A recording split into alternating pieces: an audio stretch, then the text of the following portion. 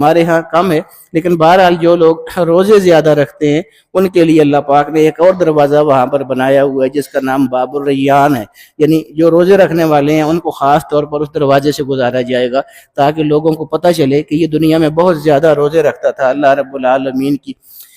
محبت میں یہ بھوکا رہتا تھا، پیاسا رہتا تھا، روزے رکھتا تھا، لوگوں کو یہ بتانے کے لیے، اور یہ اس کا اعزاز ہے اس بندے کا۔ تو یہ حضور علیہ السلام یہ بیان فرما رہے تھے، پاس حضرت ابوبکر صدیق رضی اللہ تعالیٰ عنہ بیٹھے ہوئے تھے، پتہ نہیں ان کے دل میں کیا خیال آیا، انہوں نے آگے سے پوچھا کہ یا رسول اللہ یہ تو آپ ایک ایک بات بتا رہے ہیں نا، کوئی نماز پڑھ رہا ہے زیادہ تو وہ نماز والے دروازے سے داخل ہوگا، کوئی روزے رکھے گا تو وہ روزے والے، یا رسول اللہ کوئی ایسا خوش نصیب بھی ہوگا کہ جو وہاں پر جب وہ دروازوں کے سامنے پہنچے تو ہر دروازہ پکار اٹھے کہ ادھر سے آئیے، میرے اندر سے داخل ہو کے جنت میں جائیے، کوئی ایسا خوش نصیب بھی ہوگا کہ ہر دروازہ یہ نہیں، ہر نیکی اس کی اتنی زیادہ ہو، روزے بھی اتنے زیادہ ہوں، صدقہ بھی اتنا زیادہ ہو، عبادات نمازیں ہر چیز اتنی زیادہ ہو کہ ہر نیکی والا دروازہ اس کو اپنی طرف پکار رہا ہو کہ یہاں سے آئیے، مجھے یہ اعزاز بخشیے، میرے اندر سے ہوتے ہوئے جنت میں داخل ہوئیے۔ حضور نے فرمایا کہ ہاں ابو بکر ایسے لوگ ہوں گے اور مجھے یقین ہے کہ تم بھی ان میں سے ایک انسان ہو، تم بھی ہر دروازہ پکارو گے۔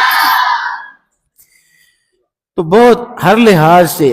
بہت ہمہ جہت شخصیت ہے سیدنا صدیق اکبر رضی اللہ تعالی عنہ۔